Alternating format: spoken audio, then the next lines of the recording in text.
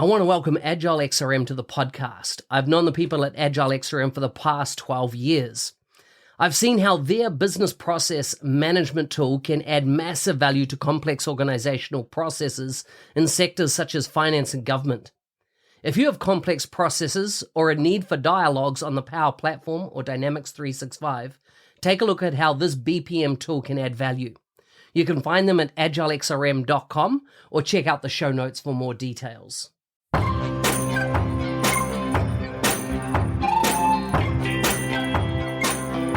Welcome to the MVP Show. My intention is that you listen to the stories of these MVP guests and are inspired to become an MVP and bring value to the world through your skills. If you have not checked it out already, I do a YouTube series called How to Become an MVP. The link is in the show notes. With that, let's get on with the show.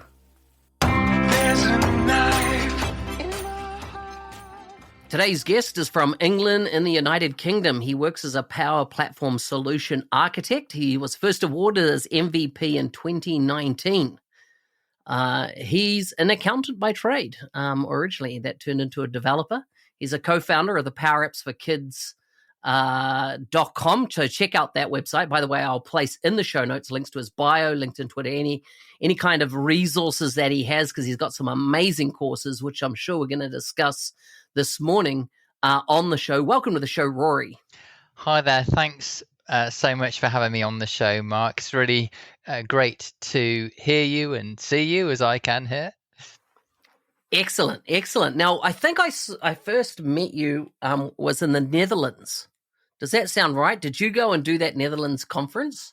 Oh, that was brilliant, wasn't it? Yeah, it was really good fun, that one. I also remember meeting you in a bar that was like kind of underground after one of the hacks in London as well. But I think it was just before you were going back to New Zealand. Yeah, that could be right. That could be right. It was all pre-COVID, wasn't it? Which was, and like, we haven't got back to that since, really, have we? The regular nature of our ability to meet up, which is a shame, particularly in the UK, because we're it's easy to get into London and so on, but the events they haven't kicked off really in the same way as they did in the past. But I think that they will come back, but perhaps not in quite the same way. We're recording today post the Queen's death, and being somebody that's living in the UK, what's that all meant for you there? That's a very good point. I would say that when I was in my student days, I would have been saying not really interested and didn't see the point of the royal family. Whereas I found it absolutely fascinating, and and how she as an individual could have kept going for so many years, and to have, you'd almost say she didn't put a foot wrong. She was, everyone had their own special relationship with the Queen, and I'm sure and she was special to the people in Scotland and all over the British Isles. So I think she was a truly unique individual, the like of which will probably never be seen again. She came. She was 21 when she was it. She was certainly very young when she became Queen, and obviously went on for many years. For longer than many people. It's the only Queen anyone's known, and it was. I was fascinated by all of the parades and so on. It's not something that you would see very often. So it was. It was, and I think that it wasn't just us. I think that it was a worldwide thing. I'm not trying to big it up as in that way. I just think that it was quite unique. and maybe we all saw it that way. Yeah. I just had a chance this morning to jump on YouTube when I get up, because I try to look at the live feeds and stuff, and the procession was going between Westminster and Windsor, and they were approaching the Wellington Arch. And, after spending time in London and living there, and for me, it's just been fascinating seeing those areas that why the Wellington Arch is significant to New Zealand is to, if you're looking from behind the Wellington Arch down towards the castle, on the left is the New Zealand Monument. And it was all in the shot for so much of the time this morning. Now, a lot of people wouldn't know that unless they had been there and know that the specific piece of art installation or monument that's there is relationship to New Zealand. But it's been in the Commonwealth, and I know I'm in a colonized country, and there's a whole discussion around that.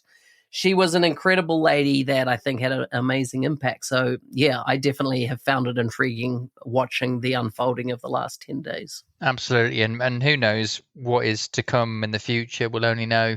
A lot of that will be defined by, how Charles wants to take it. And I suspect there will be also some kind of reevaluation of that in the, in the in this century, in these next sort of 10 years or so. Totally. I find it interesting. A lot of people, were like, oh, the royalty don't pay tax and things like this. And I remember actually being just inside Hyde Park from the Wellington Arch there when I researched this. I was on a walk there one day, and I researched the impact on the royal family to the United Kingdom, and from how much revenue the royal family bring into the United Kingdom outside the royal family. It's much more than any tax rate that I think that could be, put on them. And so I think some people take they look at the elephant, if you like, from the tail, they're holding the tail, and this is the whole monarchy, and they fail often to see it's a multifaceted thing, and it has impact that is far reaching on the British economy that is much more than just tax. So, yeah, it's interesting. Yeah, and I guess we could we could debate that one, for a long time, really, couldn't we? From my side, I actually spent I worked in the Houses of Parliament for the Parliamentary Digital Service for nearly a year, and so where she was laid, in state, where all the visitors were going through, that was just a place you could just walk through. It was just a normal place, and it was fascinating to think that was actually quite historic. It was historical before then, and clearly even more historical now and in the future. Yeah, amazing. Anyhow, let's get on to your story and your journey to be an MVP. Tell us about Rory, where you reside in the UK, family, food, fun, all the things that are in your life outside the Power Platform. Okay, family. So I've got 2 children and a wife. We live in Buckinghamshire, which down in the south of Buckinghamshire, so not too far from Oxford in the UK. Although, to be fair, we're probably more point towards London if you went for your days out and so on. My son's massively into football. He's a goalkeeper. He really enjoys. He absolutely loves it. And my daughter is very different. She is into digital art, concept art. And she's just gone to university to study comic and concept art, which yeah, exactly. Wow, I'm hoping that she'll have an absolute super time, and I did business economics and French, so there was it's not really a wow, is it? It's like, oh yeah, French, well that would be the French bit, and business economics, well it's business economics, isn't it? I kind of hope that that she has a great time. Dropped her down at the weekend, so it's quite fresh in the memory. Yeah, absolutely. Yeah. So it's just so it's a definitely a new family life, if you like, now. Um, on the fun side, me and my son, we go mountain biking. I took up climbing recently. So I got a membership at a climbing wall, and which means I can head off up there, and it's quite interesting. I would kind of call it. I did some presentations at the Scottish Summit on mental health and so on, and I kind of I thought that it would be interesting to do the climbing because, um, well, there's not a lot. You can't really stress too much about life when you're halfway up a wall. It's and it's very yeah, it's problem solving and so on, but it's a different type of thing. It's very different to that world that we live in where we're visualizing things and so on. So I kind of thought, well, maybe that'll be interesting to try it out and so on. And yeah, I was down there this evening. I know it's morning for you, but I was down there this evening and attempting to um to scale a wall and so on. But it was interesting. Yeah, and the mountain biking's fun. And we've got a little dog, and we take him out for walks because, when you're a cocker spaniel, there's balls, there's food, and there's walking, and there's probably a bit of lying down and sleeping. But that's pretty well it all where it shakes out for him anyway. Nice. What was your first exposure to Power? I assume it was in Power BI, based on a little bit of research that I've done, but I could be wrong. What was your first Power tool that you picked up? And I'm meaning, of course, the Microsoft Power tool set. And how did that journey into this world of Power Platform happen for you? Well, my first Power tool was, in fact, part of Excel. And there must be an awful lot of people that don't know that within Excel you have, under the data tab, you have Power Query. I mean, quite often it doesn't get called Power Query. It's just kind of data, get data.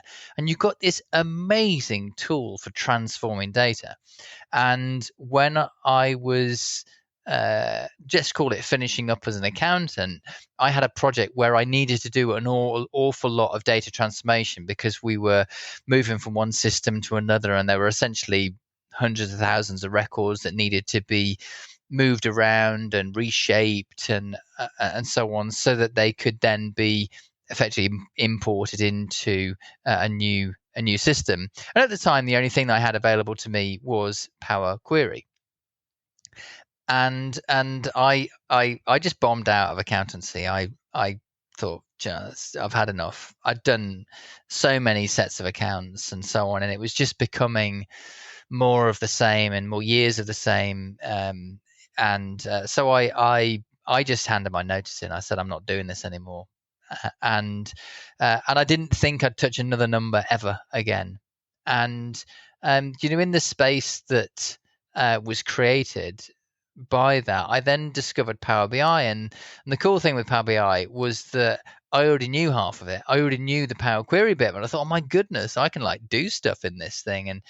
And whereas I never created a graphic in Excel virtually ever, in Power BI, honestly, it's just mad. In Excel, they're just weird looking. They just don't make any sense to me. They have series and all this sort of stuff, and yeah, they didn't really. I didn't create many at all.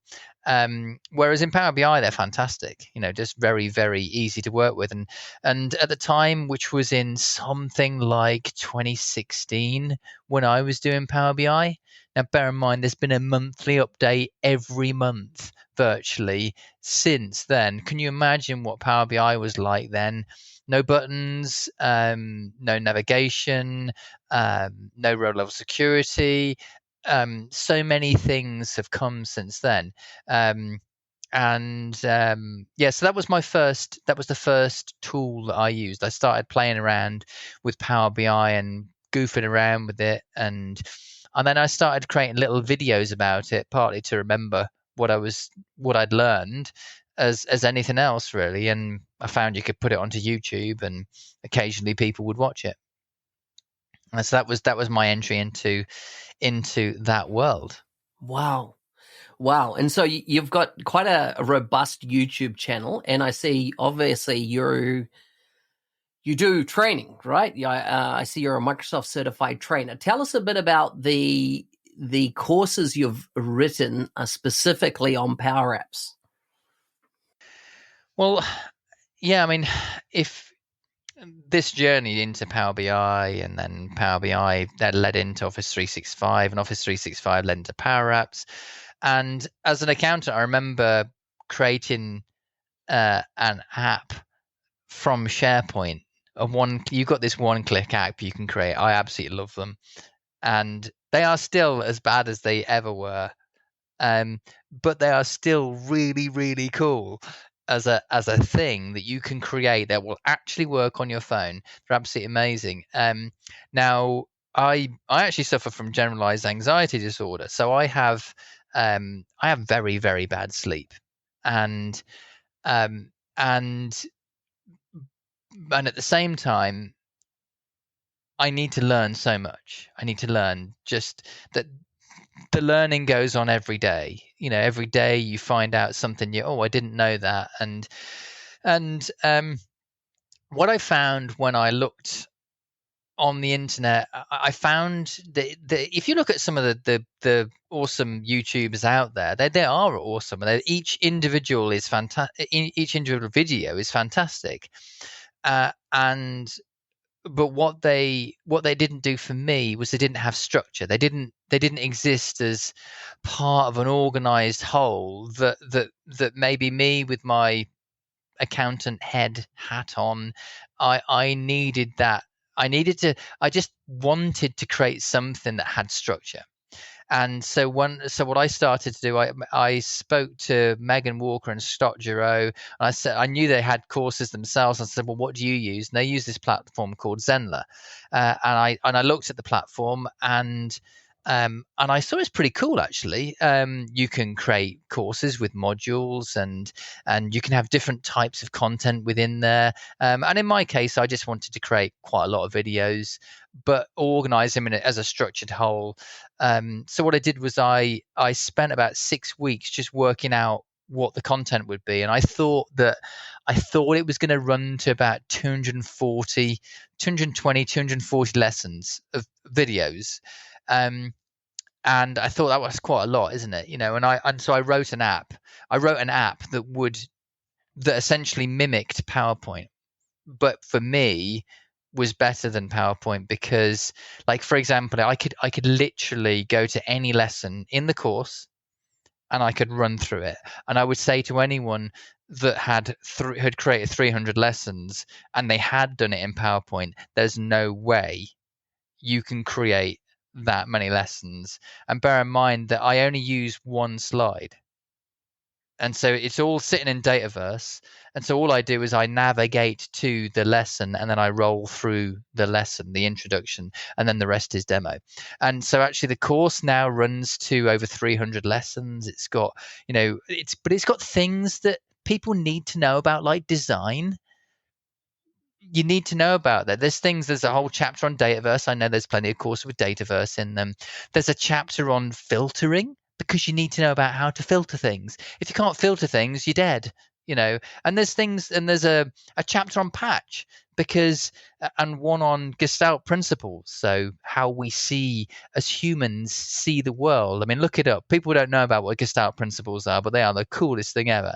They're the reason why you can pick up an app and know how it works because you know how the objects relate to each other and how the proximity of the objects and the size of the objects and the shape of the objects, they're telling you something the whole time.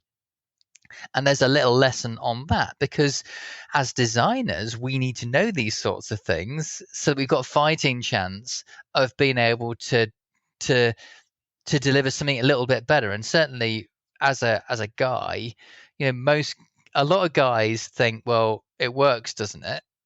And then go over to you. And of course, the model-driven app world, you don't really have much control over the design, which is great because you don't have any control over the design, so you can't be accused of one way or another. But as soon as you walk into the Canvas app world, you've got total control. In which case, in which case you need these extra things to tell you. And I could talk to you about Gestalt principles for a long time, uh, but and so actually, funnily enough, one of the courses that I've written 2 courses. So there's a big course which has got over 300 lessons. It is quite detailed and probably hard work to get through, if I'm brutally honest. How many hours? How many hours is that all up to do it? It's probably somewhere between 42 and 45 hours. So if you were to go through it, do the labs, all that kind of stuff, okay, that's good. That's good because that's a meaty, somebody starts that and finishes it, they're going to know some stuff, right, by the end of it, which is, I feel that there's so many courses that are, hour and a half, or an hour long. I see on Microsoft Learn so many courses, 30 minutes. And what the title says is that you're kind of like a guru at the end of that 30 minutes. And I'm like, you're going to learn nothing in 30 minutes, if you got some practice in there and stuff as well. It's a tough road in terms of getting from not knowing things to knowing something. And actually, most recently, I created a new course, which I think is really cool, which was, I can't remember the name of it now. It's Tips and Tricks for Power Automate, Tips, Tricks, and Game Changers for Power Automate and Power Apps. And what it is, it's a course. Can you just imagine those things that you learned that were massive game changers where you thought, oh my goodness, I cannot believe I didn't know this. And there are certainly, in terms of Canvas apps, there's plenty of those things like using Patch. I avoided Patch for a long, long time. But if you don't use Patch, you can't actually arrange your app visually so that you can use principles, design principles that will make your app possible to be used without instruction, because nobody's going to read them anyway. And there's things like in Power Automate, I understand in JSON. No one will ever. Tell me about the Microsoft Learn course that tells you about JSON structures and so on. And yet you're going to do Power Automate. You're going to see them in your environment variables. You can see them in when you do your patch statements. It's a form of JSON. And actually, some of these things are game changers, and they're things that you might take 3 or 4 years to find out, and then just feel so silly that you didn't know it.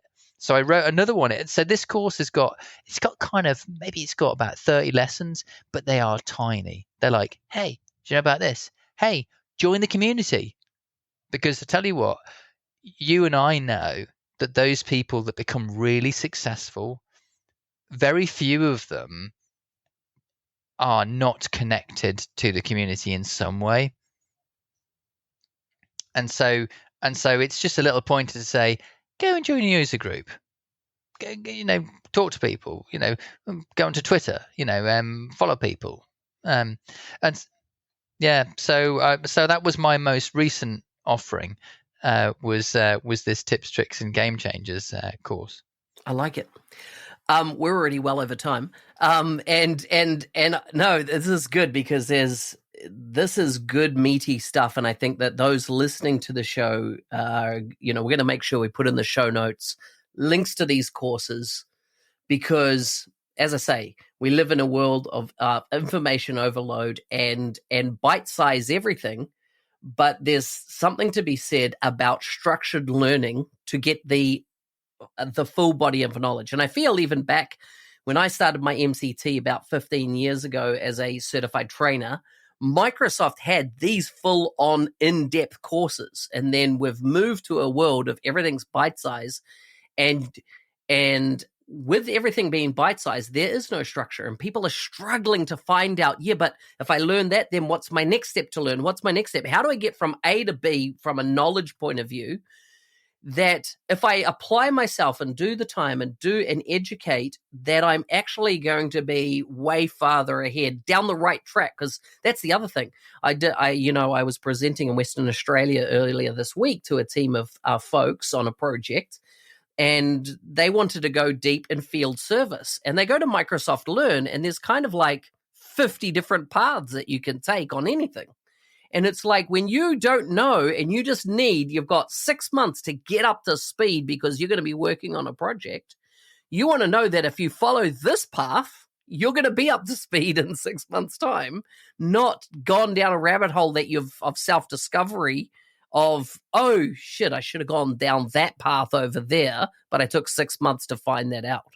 And so I think that a course like what you've described there is absolutely critically important to people that are committing their careers to things like the Power Platform, Power Apps, Power Automate, Power BI, that type of thing, because you want to know that you know your stuff, right, from a skill perspective.